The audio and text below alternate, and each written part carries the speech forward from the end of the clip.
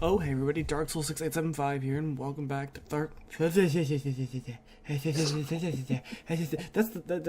we're going with that. Take one, nailed it. Fucking Thoughts of a Dark Soul, I believe what the series is called. Joining me once again is Dark Paladin. Hello.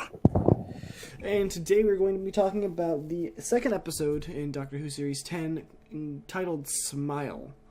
Gonna kind of go over the episode, what we kind of thought about it, what we liked, what we didn't like, and... Or what the title I like to call it, The Emoji Nightmare. No, that'll be the Emoji Movie. Yeah, you told me not to talk about that anymore. Yeah, I know, but like that was a perfect setup.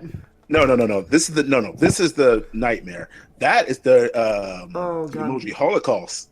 No, I would say more like the oh god, what's worse than a nightmare? What's Night Terror? Night Terror. No, the movie is coming out. It's going to be the Holocaust. I was going to just call it the Night Terror, but because I'm not going to sit there and watch an hour and 20 minutes or stop. more. Oh god, yeah. Let's please stop talking about it. The more I think about it, the more I just want to commit suicide. Get into Doctor Who. Yeah, we're going to talk about Smile. So we start the episode off with Bill and Doctor in the TARDIS, and he asks her where she wants to go. Either in the past or in the future. She asks. Well, actually, no, we don't start the episode there, do we? They started off where it ended, and we're Nordo cautioned him about what he was supposed to be doing with the TARDIS, saying that he's going to take off with it, saying that he has to stay on Earth. Because Wait, are we sure? I thought the episode might have started with the two women on the planet. The two women on the planet with the robots. Did it start with that? It did start off that way first. I'm sorry. Our bad. It starts off on the planet that we're going to see in the future, and apparently the one's being recalled back from the field of wheat, and then told that her family has, died. But at the same time, keep telling her to keep smiling. Yeah, she's like, smile, smile, smile, and oh my god, I hated that. Anytime somebody's like, smile, smile, smile, I'm like, why? Somebody out there had to write that, and I'm just thinking, you thought this was a good idea. First critique of the episode, we're only a couple minutes in. So essentially, they're delivering this bad news, but they can't be sad. You have to smile. Because if you don't smile, apparently robots eat you. Or I should say, nanomachines eat you. Kind of. Or they kill you, but they stripe you down to nothing but bones. So I don't really know what they do with the flesh, muscle, and organs. Easy. I don't think it's said, is it? You just a pile of bones. Good luck, Skellington. That's a Dark Souls joke in our Doctor Who podcast. Yes. After that, then we jump to the TARDIS and what we were talking about. But in that first scene, you kind of get a glimpse of what this episode is like, and kind of how the writing is. And needless to say, it's, I would say, average at best. This is a very average episode to me, and only really one thing about this episode stands out in particular. And the first episode was good. I'm like, okay, I'm excited. Where are you going to take this?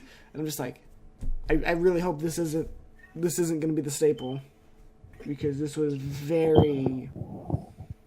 it was watchable, but it didn't blow me away like the first episode. Mm-hmm.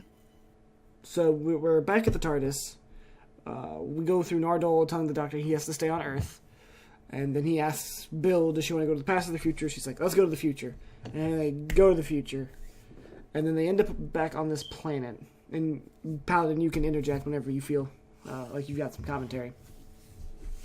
No, you're good for now. So they end up on the planet. And they kind of just explore for a while. I don't really think they know anything's wrong. And so they're going about the place. We were told what the nanomachines are called, the nanobots are called. I think they're called the Vardis. Yeah. And they kind of go around, and then they see the emoji bots. Oh, the emoji bots. Cringeworthy idea given form. I wanted to give this idea, I'm like, okay, I saw it in the trailer, I'm like, okay, it speaks emoji. This could be a neat novelty, let's see where they go. It goes just about where you expect it to go. Except maybe a little darker. Maybe a little darker. I wasn't expecting it to go this far. I wasn't expecting the emoji bots to kill people. I was not expecting that. I thought it was just going to be... I thought it was just going to be like, oh, hey, haha, they speak emoji, but let's get on to the rest of the big bad villain of the episode. And like, okay. No, I had a feeling. I was hoping for better. Yeah. Essentially, the same guy wrote this story. We'll get to that in a little bit. So they give you these discs that you cannot look at. Like, if you look at it, you see nothing. And if you try to put it on you, it goes to your back. But if somebody else is looking at it, it displays what your emotion is. Which is a neat idea. I really like that idea, actually. That you can't see your own emotion whatsoever. So you can't look at it and then try to change your emotion. And somebody else can tell you what your emotion is. And then, by proxy, they know how you're feeling. So that's a neat idea. That was probably like the second best idea in this episode. Then after that, I think we go to the food segment, like where they go and get food. I can't really remember much being talked about in this episode, in between those two segments. So they go and have food, and the doctor has 2 portions of what looks like Jello cubes on his side of the table. Bill has 1 little cube. She sits down and she makes some I shouldn't say stupid, but she makes some remark about the doctor getting more portions because he's male. And I'm just like, oh, so... and it's not a serious line, but it's kind of like a throwaway joke line. Yeah, but I've seen where this is going this season because of this line. Yeah, hopefully this isn't a common trend for... like, oh, because you're a guy, you get more food. And he's like, no, it's because I've got 2 hearts. And she gets really, like, strung up on that line. She's like, wait, you have 2 hearts. Like, he keeps talking, and she's just like, but wait, you have 2 hearts. And it's just like... You've been in a box that's bigger on the inside than it is on the outside, and yet you're really strung up on the fact that he's got 2 hearts. And I think they make a high blood pressure joke. I think that's all that comes from this scene. An SJW joke, and a high blood pressure joke. And the doctor is starting to kind of piece together what's going on, because there are no people. They cannot find anybody. They just see the emoji bots and the Vardis, or I guess they're the same thing technically, aren't they? The Vardis and the Nano and the emoji bots, or are they different entities? Somewhat. I don't know if they really explain if they're separate entities. It's kind of hard to say. Well, okay, no, the Vardis are the nanobots. Yeah. It's also along with the robot avatars they interact with that pair with them. They're basically the interface. Okay, so they're pretty much the same thing. It's just 2 separate forms. Yes. Okay. So the doctor's just like, well, where is everybody? And then I think we skip to...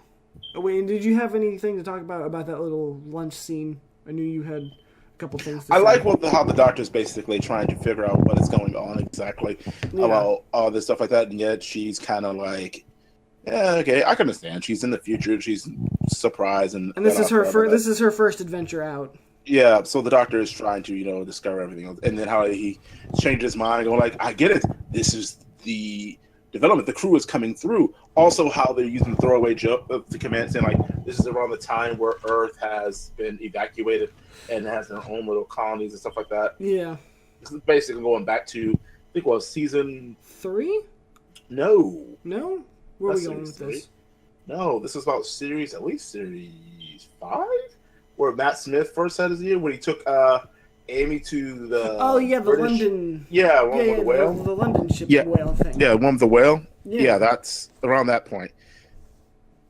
It's basically claiming this is almost around that same time period where human beings are trying to find, their own little new worlds and stuff like that because of Earth's problems there. Yeah. So, but then going on to the next scene where the doctor is examining the gardens and stuff like that, he's already having his suspicion. But I like how he's basically looking around trying to find. He's like, okay, we can't find anybody. Picked up the necklace. There's Vardis, there's emoji bots. where the fuck are the people? You know, you build the colony, but yet there's no people here. Where's the crew that's supposed to set it up? The skeleton crew, yeah. Yeah, the skeleton crew. Where the fuck are they? And so then we go to the little garden where they're growing all their trees and their fruit and whatnot, and their vegetables and all that fun stuff. And he finds a necklace in the garden.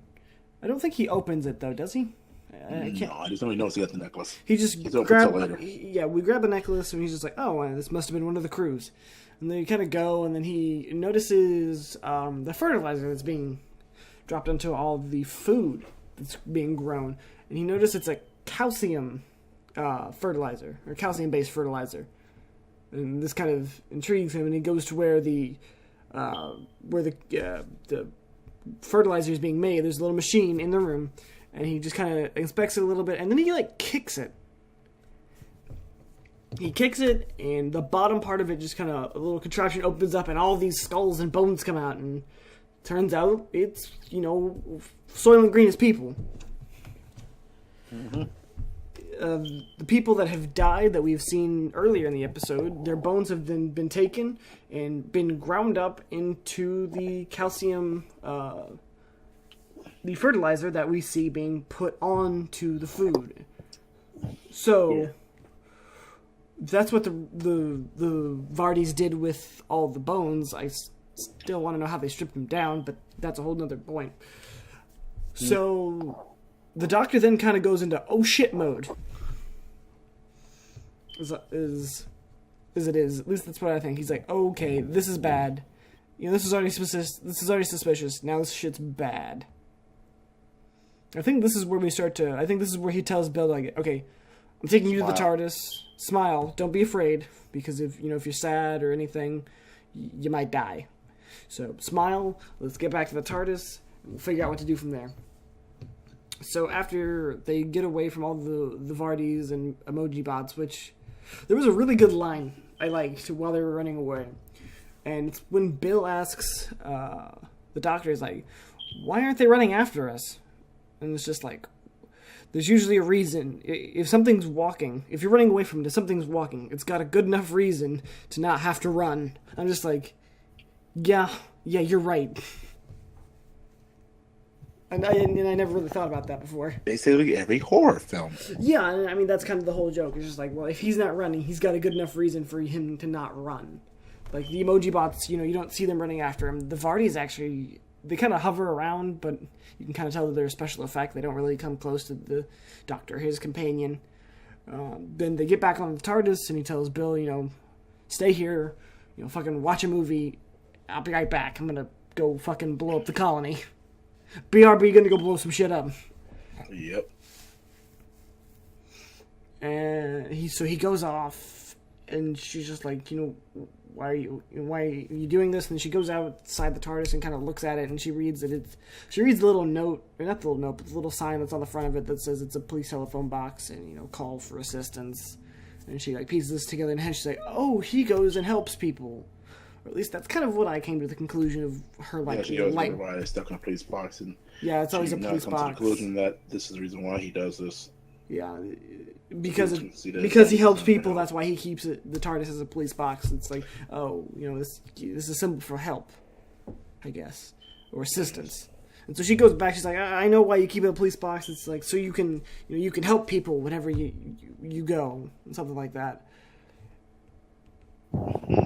And then we come upon probably one of the bigger discoveries of the episode is that the whole colony that they are in, and mind you, this is a fucking massive building. Which, fun fact, this is actually this is a legit building in Spain. Yes. But the whole building is made out of the Vardis. Meaning that the colonists had to have landed here on a spaceship. So they have to find the spaceship within the colony made of the Vardis. And I think at this point, this is when the Doctor's like, okay, there's got to be an engine room. They find the spaceship. There's got to be an engine room. So they go find a map. And it's like, okay, Belle, I need you to stay here and, tell me where the hell I'm going. And she's like, but are you sure? He's like, yeah. Tell me where I'm going. Tell me how to get to the engine room. And so we go through this little sequence of her guiding the Doctor around until he gets to the engine room. And then he starts messing with the controls, and she's like, wait a minute, couldn't I have just taken a picture with my phone? No, she said she was going to go on her way there to go take a picture of the phone. Since he doesn't need it, she's like, oh, you already memorized. Yep. Yeah, essentially meaning the Bill didn't even need to guide him there, but he didn't want her to follow her, which ends up being a very good thing, I guess.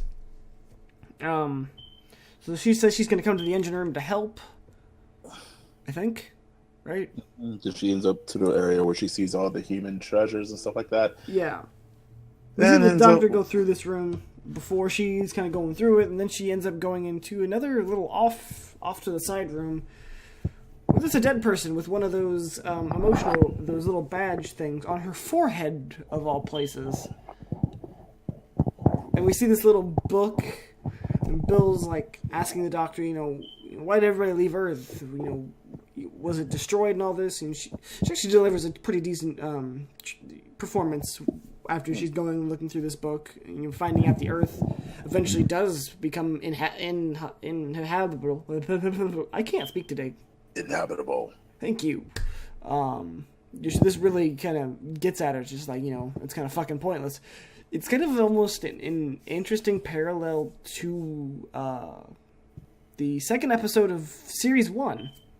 Because Rose asks to go to the future, only to find out that, when Christopher Eccleston's doctor takes her to the future, we're about to watch it get fucking destroyed by the sun. Yes.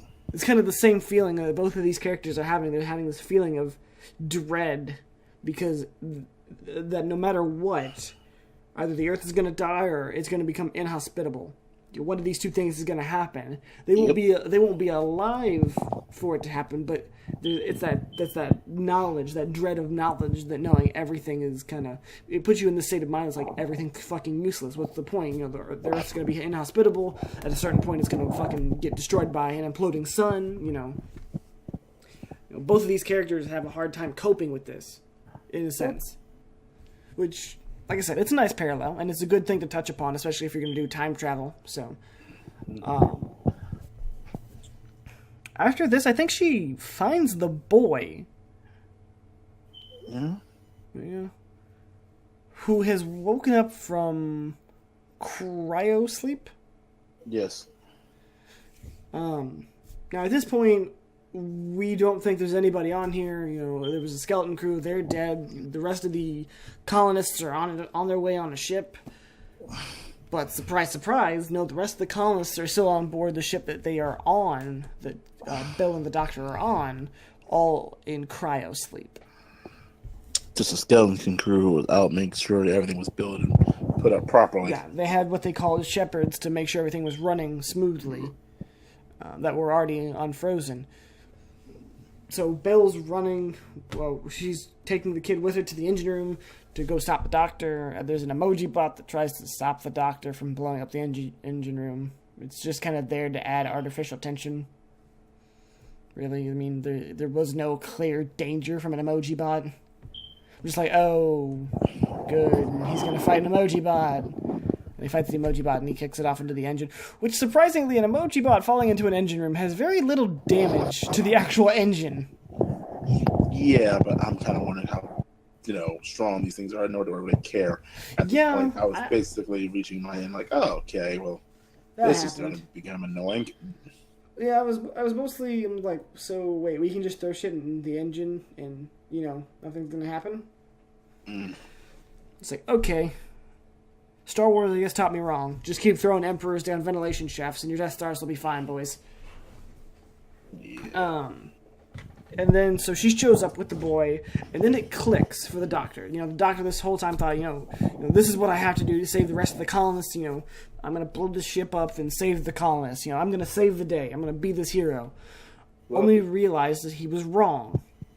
Well, yeah, he didn't know the skeleton crew was that there's a crew in there. Yeah. So then he found out that Then he finds out that that he's going to try to stop the So he reverses what he was doing in the engine room to make sure we don't kill every fucking buddy on this planet. So now the issue is, how do we stop the Vardis from killing everybody? But before we get to that, I do want to point out something. This is probably my favorite idea, thing that happened in this episode. The Doctor was wrong. And we don't often see this.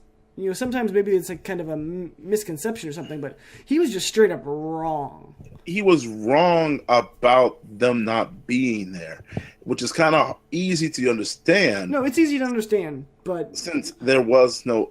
so I don't really jump to that. It's it's interesting the Doctor was wrong, because it's not like the Doctor's always been right, because there's always been times when he's wrong. My problem with this thing is that the Doctor was right in the beginning. Remember how he was talking, how she was basically just saying they're robots, they're not really alive, and he's talking about how he brought up how that's kind of wrong for her to say. When I heard that thing, oh god, these things are gonna be sentient.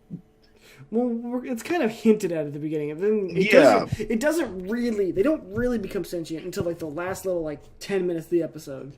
Yeah, but like I said, it's not oh yay, whatever.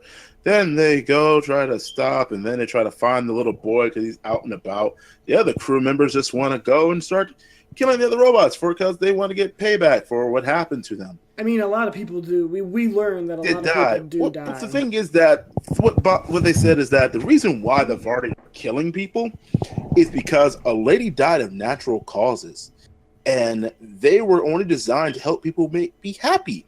So when people were hit with that old natural cause, they were feeling sad. They were grief stricken. Yeah. Anyone but they weren't able to help. They saw it as a disease and started killing everybody. Yeah. And when they killed one other person, other person started getting unhappy. It's a chain of reaction of everybody getting unhappy and dying. And that is my problem with the thing. We were not. I wish they never shown the beginning. I wish they started off with the Doctor. So now that we were okay.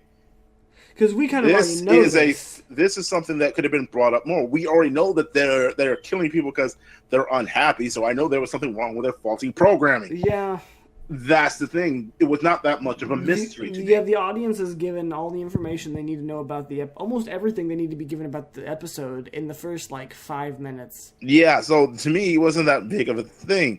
So I'm going okay, so they're just gonna figure this out. I wish they didn't show that. No, and I agree with that. But let's continue with the rest of the thing. I guess the big reveal is, oh no, the crew is actually all here. But none of these big reveals are really handled well. It's very obvious. Like we said, the first 5 minutes give away the mystery of why the Vardy are killing people. Yeah, like I said, they should have just cut that off in the beginning. And then the little boy is just oh shit, I guess that means people are here. But I wish the boy would have stumbled across the Doctor instead of Bill, actually. I think that would have, having the Doctor have the big oh shit moment, I didn't take into the possibility of this. I think that would have been a better moment instead of having Bill find him and then wander through a little bit, then find him. But let's continue. So they're trying to find the kid that first woke up. Well, no, okay. He's trying to find his mom. So we reversed the engines. We reversed the shit at the engine room. The kid's looking for his mom. We find out that the mom was one of the people that had died beforehand. Mommy is plant food now, little boy. Mommy is Soylent Green for plants. Soylent Green is delicious. And so they start waking up some of the other colonists, and don't worry, we got this under control, we've got a plan. Do you really have a plan? No, I don't have a plan. But if you speak like you got a plan, they'll believe you. And he's not wrong. No, he's not wrong at all. Sort of. And so then, I guess, we revisit the dead woman. This is where we figure out why the Vardy are killing everybody. They view sadness and grief-strickenness as a disease, and we're only programmed to make people happy. And my problem with this is, who the fuck designed these? Because being sad and being grief-stricken over the loss of a death is not... It is not an unknown... It is not a rare mindset.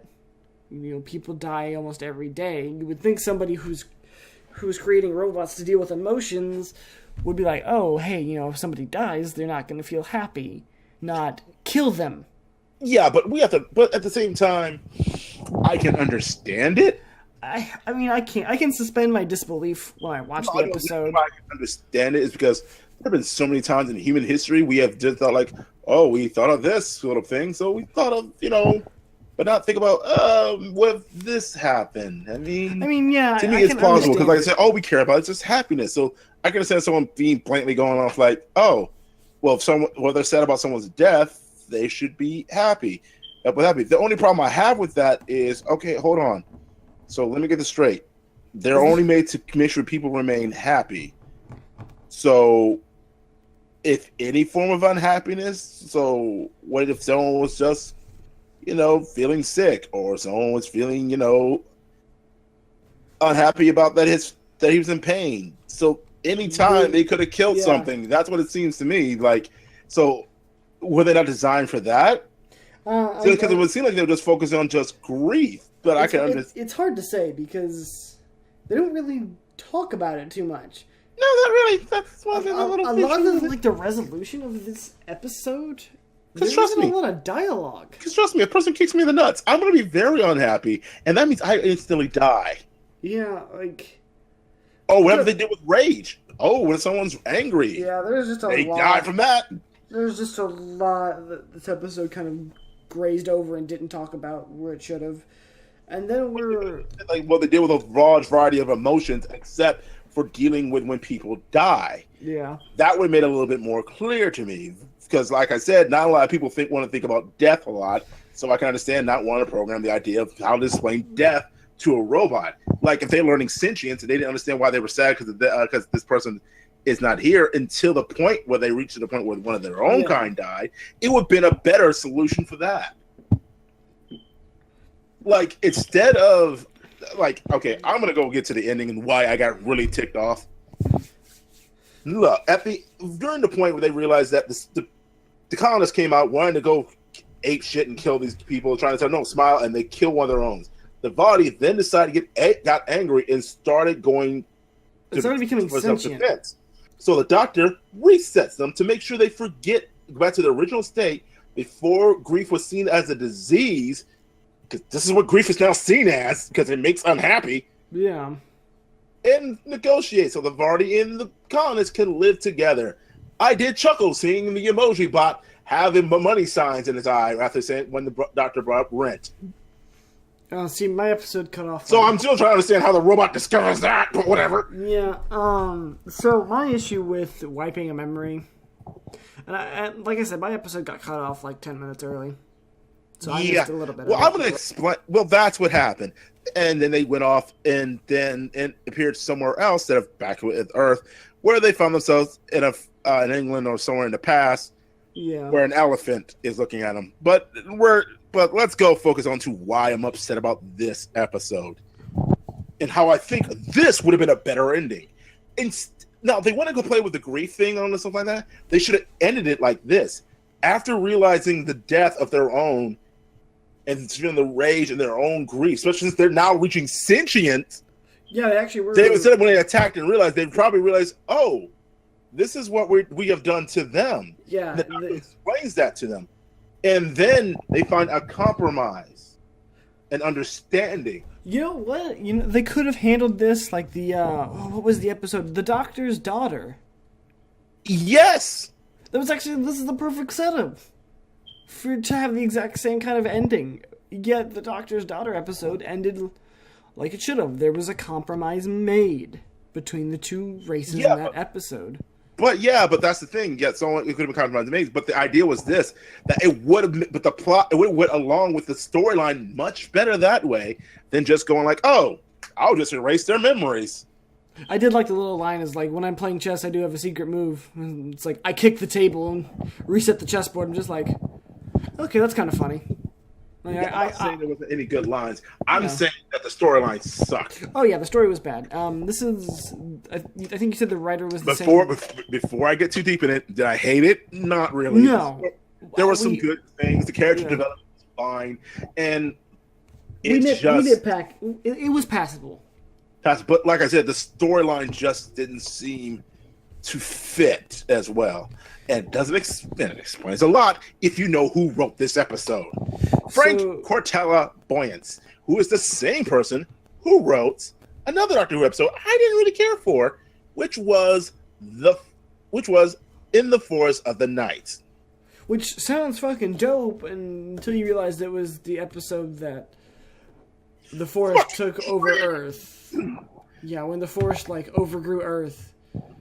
Because they're now sentient as well. If you think, oh my god, he just likes to make things sentient. It isn't really sentient. And then has a really bad ending. All his endings are bad. He has great ideas, but horrible endings. So giant solar flare, too much oxygen, protect the Earth. Oh yeah, that one I really criticized for pretty much just having space magic resolve the plot. But I will say this episode far better than that one. Yeah, this episode was at least watchable. That last one I can't even think about without getting angry. So, good job, Frank. Maybe by your third episode I'll actually be entertained. I hope not. We don't know if he's going to be on to write anymore. Oh, I hope not. But otherwise, I also did the fish story, the Matic. What was it? What do they call it? What'd you say? The thing that grants wishes. What was that called? It's a little anecdote. The fish? The wishing fish? It has its own name. I forgot what it was called. Monkey's glove? Monkey's hand? No. That's what I was thinking about, but no, it's a whole different thing. They talked about it in the episode. I can't remember. There was so many things that bothered me about that episode. I kind of... Well, essentially, it's kind of like a monkey's... Like I said, I was kind of happy about certain aspects and bad about some other things. Like I said, the bad... Even though there wasn't that much bad... It kind of outweighed the good. Yeah, to a bit. Like I said, it's not an episode I'm going to go back and want to watch again. And it kind of seems to... But it doesn't... But it's not the kind of episode that makes me worry for the rest of the season. No. Yeah. So like I said, I'm going to wait till the next one. And then this, by at least 4 episodes in, then it lets me know what kind of story. But I can see what they're doing with the storyline so far. What it seems to be doing is that it's going to be connecting the next story to it. Like some Doctor episodes did that, but what they did is that they showed stories connect throughout the entire series. At the end, the crack is showing here. That's almost like, no, instead it's just connecting episode to episode like that. Mm-hmm. Like when it ended with the doctor said let's go on an adventure. And it continues on from there with her going on the adventure with him. Yeah. It picked up immediately with the last one. Yeah, right there. So it's going to be the same thing with this episode. As long as we don't have Missy at the end of every episode. God, I did not like that. I didn't mind it because it made me curious about who is this person. Why is it nose? What's going on with this? Yeah, thing? but then it tied into nothing. It led to the big reveal of Missy as the master, but it had barely anything to actually do with the episodes. Well, it had nothing to do with the episode, but it has something to do with the season. That's what the whole Doctor Who thing has been about. Sometimes you tease what the theme of the season is going to be. Right now, I haven't found the theme for the season right now, and how this going to so far out. Right now. All I know is that it's something to do with that. Is the door. The whole central arc is the door. Really focusing on the door. They kind of just mostly focus on the door on the first episode, and let's see how they're going to handle it on the next one. I don't know, but episode 4 is called Knock Knock. So that either leads me to believe that it has something to do with the door, or it has something to do with the master. Not sure. I'm not sure either, but we've gone over a bit of time. So essentially, our verdicts are: the episode was passable. We could nitpick at it all fucking day if we had to, but we don't have the time to. It was an okay episode. So far, we started good. We kind of went, hopefully the next episode will be good. Next episode is called Thin Ice. It is airing technically yesterday at the time this recording goes out, and we will be talking about that in next week's podcast. So thank you, Dark Paladin, once again for joining me. I hope you all enjoyed this part of the podcast. Stay tuned for the next part where we will talk about, well, oh fuck, I lost my train of thought, sorry. We will talk about esports and kind of what we think of esports and if we think it's an actual sport. So thank you all for joining us. Stay tuned for the next part. And fuck you, Frank. God damn it. Oh, hey everybody, Darksoul 6875 here, and welcome back for part 2 of this podcast. Joining me today to talk about esports is Dark Paladin and Little Bit Broken. Say hi, guys. Fuck you. Never. Yeah, that's the best I get out of these two, ever. So, when I say we're talking about esports, we're talking about whether we believe esport in and of itself should be considered a sport, and we're going to kind of talk about the two common arguments that are often put against it, and kind of our opinions on that. And I would like to point out that this is an opinion piece. I don't, I'm not going to write a fucking thesis paper on this. This is just what I believe and what we believe.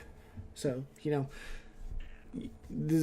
don't come at us with like, oh well, factually this is our opinions. This is what we believe, not what we, we'll spend 6 years debating and writing papers for. Of course, this isn't about gender. What? Nothing. What? I said, of course, this isn't about gender. Oh, okay, I get you now. I was like real fucking confused for a second. It's okay. I was too. I was in the same boat. So we're gonna go ahead. I'm gonna give us our first topic. The first topic is that people don't consider it a sport due to it not being is physically demanding, or when they think of a sport, they don't think of somebody sitting down behind a desk with a monitor, a mouse, and a keyboard. It doesn't fit their subjective role as a, professional sport. So we're not going to go in order here. We're just going to, this is kind of a round circle kind of talk. We're just going to, personally, most people, when they say this, it's a very subjective thing. It's like what I consider a sport may not be the same thing as what, Broken considers a sport, or what maybe somebody random considers a sport, It's hard to say. So when people say, oh, well, I don't think this is a sport, it's like, well, then how come on stations like ESPN and other streaming sports services we get golf, we get poker, we get fucking spelling bees? Are those considered sports? I know golf is probably the closest thing we have in comparison to an esport due to its dexterity and how much how much you need to actually put in mentally wise to make sure you do the best. At least I think so. I think poker might be also the next closest thing. But when it comes to this argument, I always find this one very subjective and very... Jack, what are you... Oh, you're in a box. Sorry, my cat got in a box. As cats do. As they do. But I always, like I said, I find this argument very subjective, and when it comes to a definition of a sport, it's hard to say, considering that since 2000... You are just having a heyday over there, aren't you? I don't know if you guys can hear that. No, we can't. Nope. Okay, sorry. Yeah. Considering in 2000, the Olympic International Committee has considered chess a sport. Which I learned that today, which I think is interesting. So if we can consider chess a sport, I don't see why something along the lines of a MOBA we can't consider a sport. Or even, hell, Hearthstone. Hearthstone is just a more advanced version of poker, in a sense. Or any, collective card game, digital or, real. I feel like a lot of this argument stems from people just being stuck in their ways, saying, oh, well, no, this is not a sport because I don't believe it is a sport. It does not adhere to my personal beliefs as a sport. What do you guys think? Sorry, what? I'm installing something. I'm glad I've got your full attention. Okay, well, I can input this on this part. I'm gonna say I do not think it's a sport, and the definition that we're talking of. Sport is still defined as a physical aspects that is pushed not only someone's mentally but also their physical body to athleticism. It involves physical exertion. Now, I don't really care about what some people say. Well, chess is also considered a sport. It's not really a sport. I'm not saying it can't have competitions just because it's on ESPN. Well, It's on ESPN, so it obviously is a sport. No, just because National Geographic has some kind of article about some kind of scientific thing doesn't mean it's a scientific journal. I never consider. I mean, You'd be surprised how many people have linked National Geographic as a scientific journal. Let's talk about chess. If it's recognized internationally by a committee, by the Olympic Committee as a sport, but yet you don't still consider it a sport. No, because to me that's because it is not defined as a sport. I'm going by the definition of what a sport is.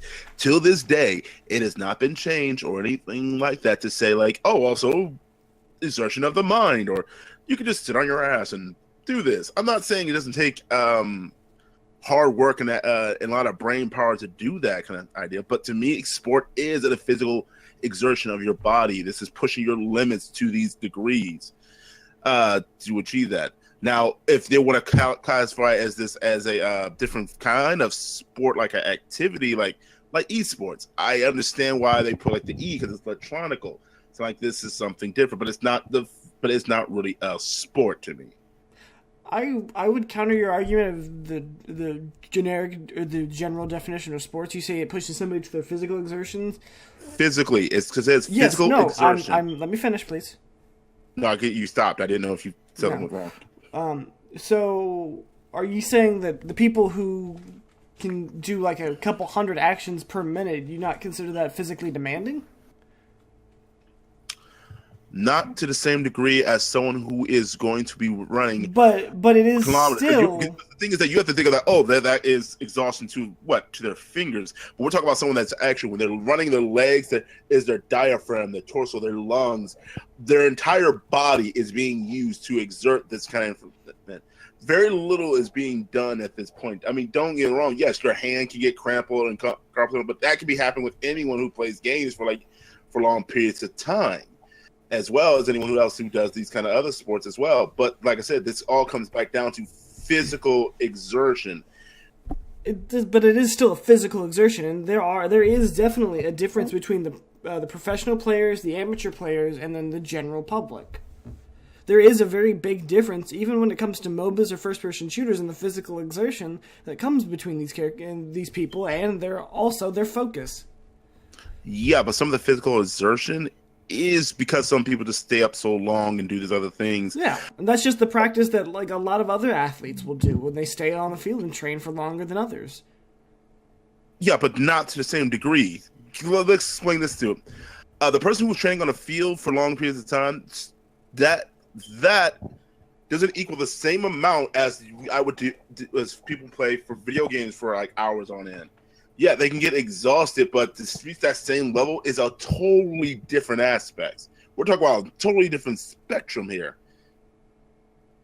I'm not saying that you can't get exhausted or someone. There was someone who died in Korea because they played like hours straight of gaming and being up on energy drinks. But it's a different kind of exhaustion. It's mental exhaustion, which is just as, fucking demanding. But at the same time,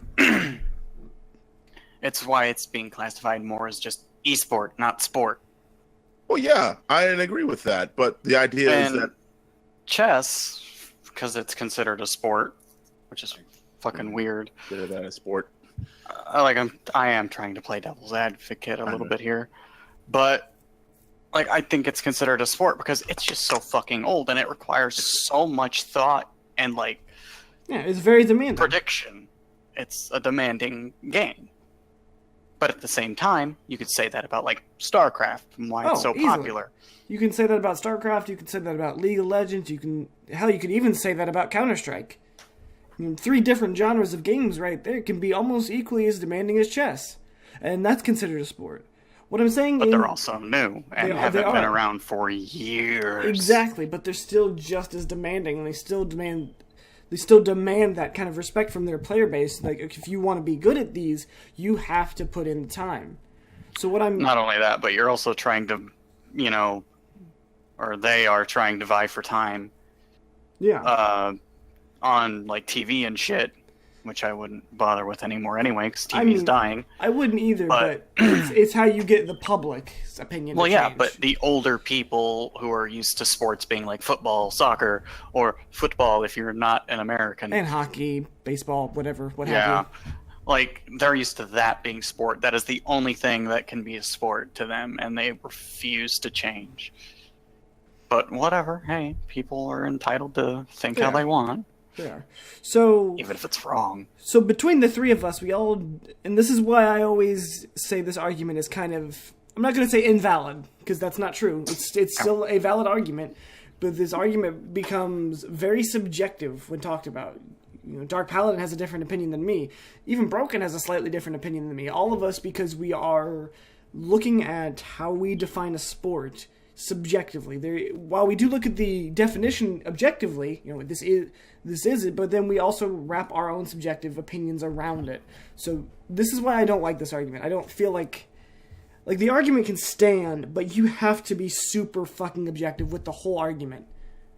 It's a very easy pitfall to fall into this argument and just be trapped in your own kind of worldview. You know what I mean? Mm-hmm.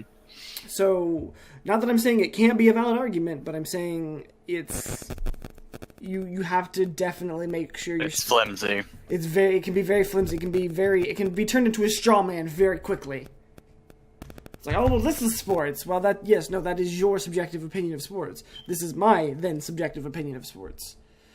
The second topic was viewership. That's what that probably wasn't. Viewership? Yeah, we're gonna talk about viewership.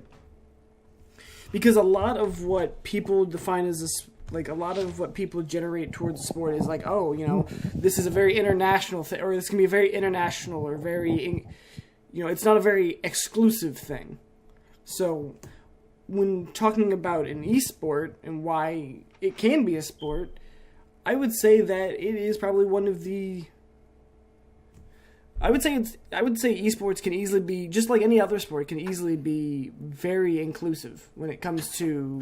And let's be honest, people only watch NASCAR for the chance of someone dying. Yeah. Oh yeah. We'll talk about what it is. And the only thing that's entertaining about hockey fights. Well, I would argue some people actually. Some people find enjoyment in the game itself, but I personally would only watch it for the hockey fights.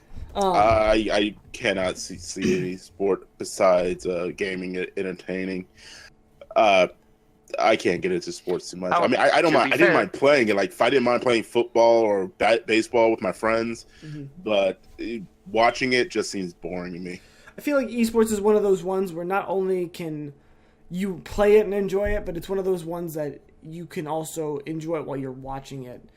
I can go and play baseball and I can have fun with my friends. But like watching, I said, it's a pitfall of subjective viewpoints.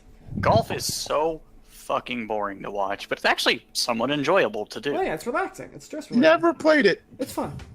Even if it's just fucking mini golf. Yeah. Like, mini golf's fun. Oh yeah, mini golf. Yeah. I've played golf before, and it's very relaxing. But back to the topic at hand. I don't want to get too derailed here. What I was gonna say is that because I may, when it comes to the viewership, when it comes to regular sports, I don't really watch, but when it comes to esports, I do find it more engaging to me because I am a gamer. So I will find seeing all these mechanics and stuff like that is something I do like playing a lot more. I see myself I'm more involved into that, and yes, a lot more people starting getting into it. Because let's face it, most of the people that are watching it are nerds. Yeah, or most of the people they enjoy the game. And I would say another thing that contributes to not only is it a common interest. I would say casting for esports is much more interesting than the commentary. I don't know. Okay, except for maybe soccer. Be able to beat. No, hang on. Well, I guess it was soccer. There's Bergkamp! There's Bergkamp! Go! Perfect. Oh, you don't know. I love watching Spanish. Just to hear them. Brazilian, Portuguese. They get stuff like that. Oh god, it's great. Yeah, they get hype. But I mean, it's interesting because not only do these casters need to know, like, there's a really good example of a caster for Heroes of the Storm who's called Gillyweed. She has such an extensive knowledge of the game. She can name almost every hero's talent in each tier in order of level progression. Yeah, but that doesn't really matter to me about the casters. I could care less about that. I don't care about John Madden. For me, the best casters are fighting game casters. But that's also because, unlike League of Legends, where they're super strict on like how you act if you're a professional player, you can't swear, you can't talk shit, you can't even flip the bird. Hell, a pro player was fined $500 for flipping the bird at the enemy team because they beat them. Oh, such big trash talk. You look at fighting games, they will get in each other's faces, they will rant, rave, tell people they're a piece of shit, but they all know it's part of the game. Well, I also think that it varies definitely. It varies heavily on who but I will say this sponsoring real quick. at the event. True. Another thing with fighting game players is there are definitely some that can't handle having shit talk towards them. And I guess that's also kind of the prime example is fucking low tier god. You so much as criticize him, even in the smallest way. Yeah. Salt emojis in my chat. Get that ass banned. Fucking, he is such a pussy. But what I'm really trying to say is esports is definitely on the rise of becoming the most viewed quote unquote sport activity. You know, we look at a couple years ago, the League of Legends World Championship got more viewers than the Super Bowl. And the Super Bowl breaks world records every year. Yeah. For viewership. Like, it's insane. Yeah, it's also a little easier to watch them because yes, they are provided on more services, but when you think about that though, an esport beat out a sport in viewership, you don't hear that often, especially something on such a big scale. You know, the Super Bowl is a big fucking deal. At least here in America. It is a big, you know... yeah, there you go. America, esports is seen all around the world. It's more exclusive. So we're talking about a sport that is basically just, here in America, like the World Series. I mean, it's only there in the U.S., so why is it called the World Series? But I mean, it's still like yes, it is exclusive, but this is still a big deal because at least from our viewership purpose, because this is an American stream, or American podcast, this gives a very... Because the Super Bowl is always, you know, that's the thing to beat, that's the thing to beat, that's the thing to beat. Well, not really, no. If you go by soccer tournaments, I don't know how much viewership they get from them, and those are more worldwide than anything else. The Olympics is more worldwide. It's basically focusing on this region here in America. Let's compare it to this competition that is being viewed worldwide. You're now showing a viewership that is limited into the United States area to a thing that's viewed from around the world. You can't really compare that. Yeah, but it's the closest thing that we can. That's the thing. No, it's not the Olympics. It's the closest thing we got. No, because but the Olympics not all... Okay, so we're talking about... Okay, so the reason it's compared is because... Why don't we compare it to the Olympics? Is because the Olympics is a multi-sport thing. This is football in America is one of the biggest sports in general, easily. One of the biggest, not only in air... Why do we use soccer? Because that generates a worldwide. I know. Football. American football, also known as rugby for pussies. So... Oh, yeah. The reason it's always compared is, A, because, you know, we're here in America. That's our big metric. That is our big metric. That's why we go by it. Now, if I were maybe, in the UK or in the EU, I would go by whatever their big, football thing is. But I don't know what that is. So this is my big, shining standard of what you have to beat to, be like, okay, damn, that's impressive. Yeah, but I don't know if viewership alone will go like, yes, we should now classify this as a sport. No, but it is definitely, so definitely brings up the fact that there are enough people watching this. Why is that? It generates that attention to maybe we should look at this more. Well, we should... I think part of it for it breaking the world record was a lot of people going, why the fuck is this on? And then sitting there and watching it. Well, it wasn't broadcast on... And one of the other things, it wasn't broadcast on any major sports networks. Yeah, it was. Was it? The League of Legends? ESPN. Are you sure? I don't remember hearing it. Okay. Unless I'm thinking of Street Fighter, which may have been very possible. I know Heroes of the Storm got streamed on ESPN too, but that was a Heroes of the Dorm event.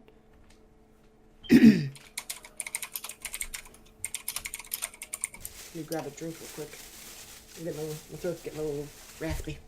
But yeah, I'm just looking forward to just get off a bit of a tangent about the whole rugby football thing. Yeah, nothing makes you feel more less uncomfortable when during football practice than wearing a butt protector. I'm sorry, what? Yeah, there's a little protector that you wear that you put in the back. It's supposed to protect your tailbone. The end of your spine.